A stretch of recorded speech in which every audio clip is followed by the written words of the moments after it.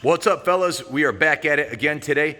This time we've got the master mechanic Jeff Castine about to do a transformation on this 100% bone stock Triumph Rocket 3 from mild to wild. But before we start that, we got to get a baseline, right, to see if what we're doing is working.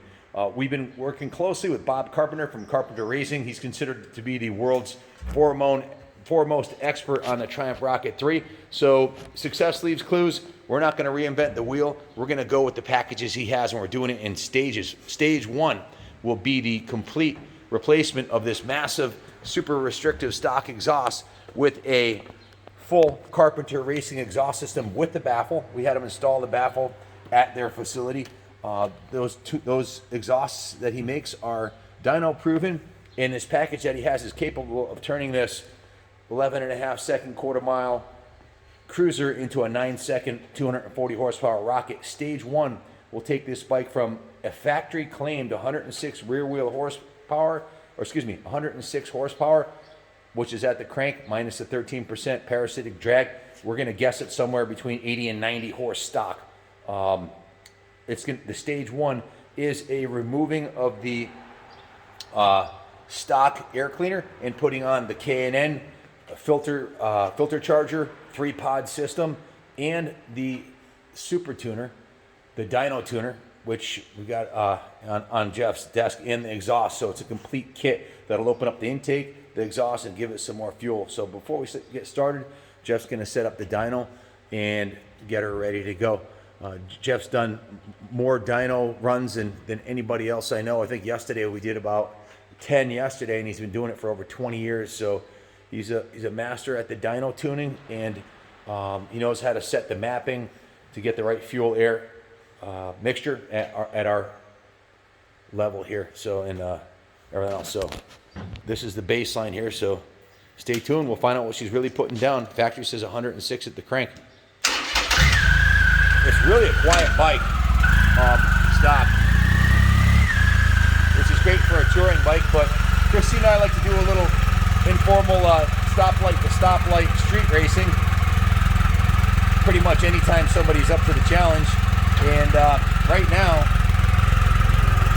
this thing's no threat, but when Jeff's done giving it the mechanic tune, we'll see what she can do.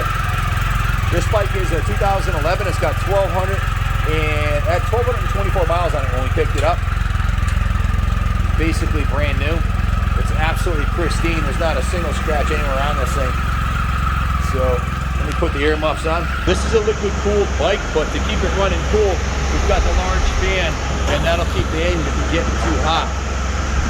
There's a lot to like about these Triumph Rocket 3s. I think the thing I like most about it is what's not to like about the world's largest production motorcycle motor. That enough is enough to get me interested. But look at the size of this thing. The gas tank's huge.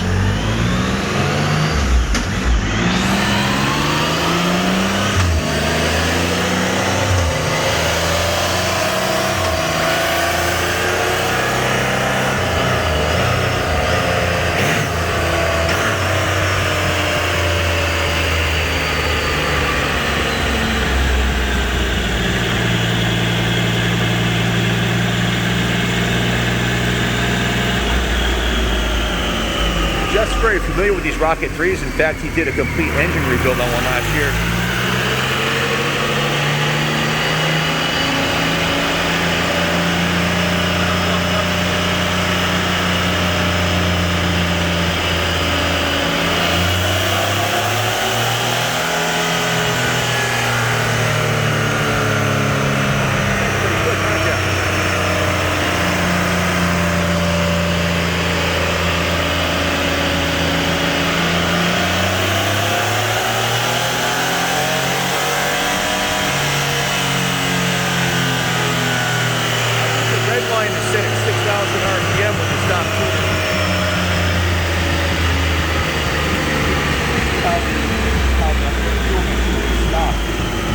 I'm not sampling the fuel right now because I can't get that chrome in the exhaust. The body style in this thing is just beautiful. It has a classic look to it. I'll call it an American look. The thing's huge everywhere. The Rocket 3 was was a big improvement from the Rocket 3 Touring Edition from the Rocket Roadster in a lot of ways. One, the rear tire is a 180. They were originally a 240, which is just too big to make it handle really well. So with a more reasonably sized rear tire and a matching 16-inch front, it handles better. The frame has been revised. It's just a super comfortable bike. The seat is, the seat is massive on this thing. It's good for, Christy loves it. We went on a 100-mile ride. It's awesome for all-day comfort.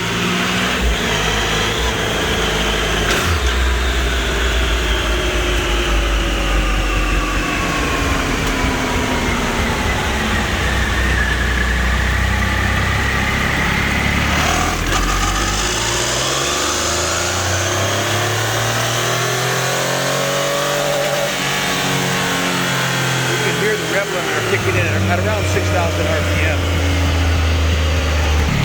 Gets down to about 20 miles an hour.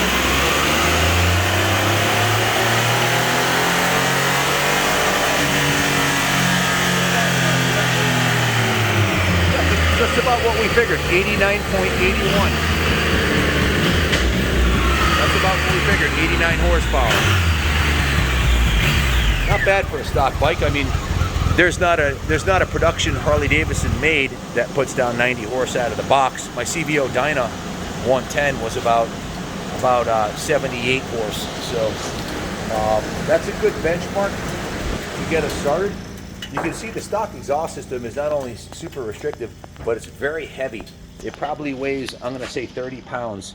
So you're going to drop about at least 25 pounds just with the exhaust system and a few more on the air box. So we're going to lighten her up a little bit and get her to breathe better. Jeff, can you explain to us mere mortals here exactly what's going on? Okay, here's the fuel to air curve. It's way lean. When I whack the throttles and do my pull, I could feel the bike stumble and fall on its face. And here you can see the Dynograph is just all stumbling. The fuel to air is way lean.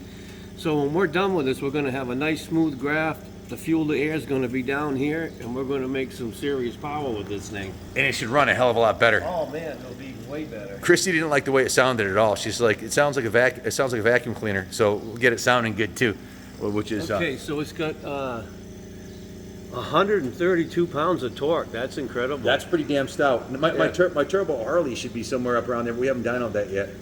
So we're at 89, almost 90 horse, 132 pounds. How does that compare to other touring bikes you've tested? They don't make that kind of torque. This is a big motor with a big crank, with a big crankshaft. It's 2,300 cc, so bigger the motor, the more torque they make. Didn't you rebuild one last summer?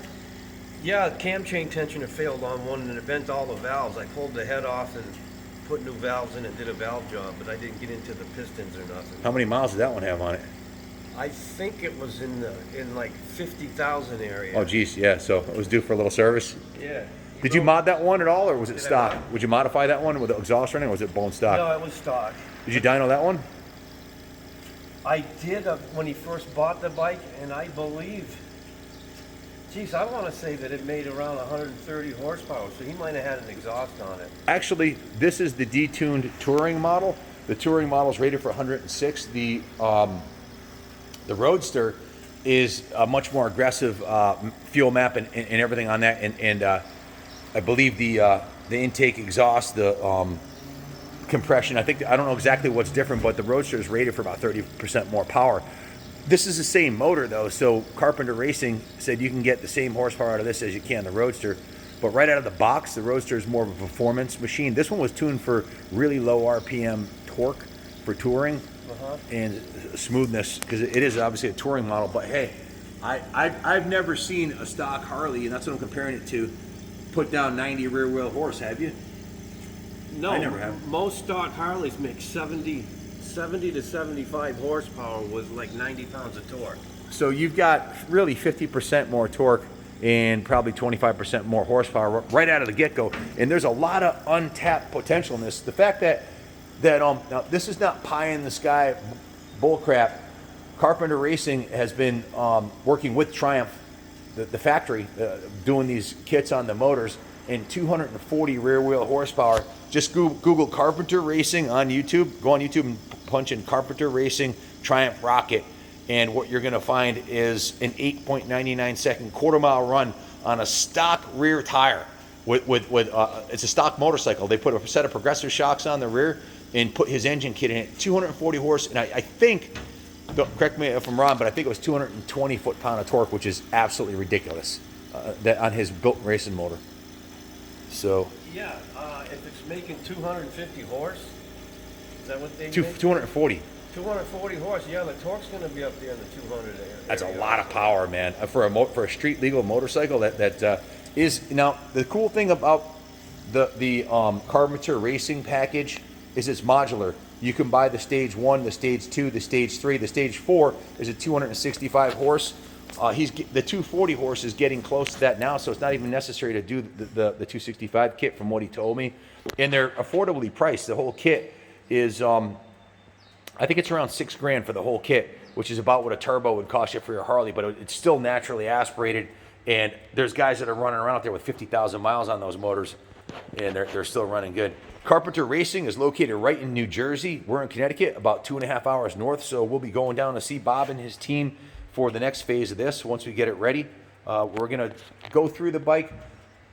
If we're gonna put that much horsepower on it, we've got to improve the suspension. Progressive has a complete package with a 444 top of the line rear shock that's going to be going on here, a set of them, and on the front, the Progressive heavy duty fork springs with the 15 weight oil and a set of the Race Tech gold cartridge valves. So when you increase the horsepower on a bike like this, you can't just double your horsepower or more than double it and not improve your suspension, brakes, and tires. So we're doing the suspension first. The brakes don't need to be done. This comes with Triumph's top-of-the-line brake system. These brakes are far superior than what's on my Harley-Davidson Dyna, CVO Dyna, like far superior, not even comparable.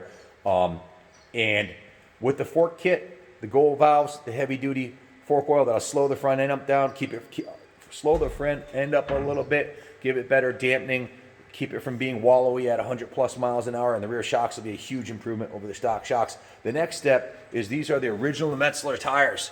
Now, it's only got 1,200 miles on it. You'd say, why do you want to replace the tires? Well, let me tell you something.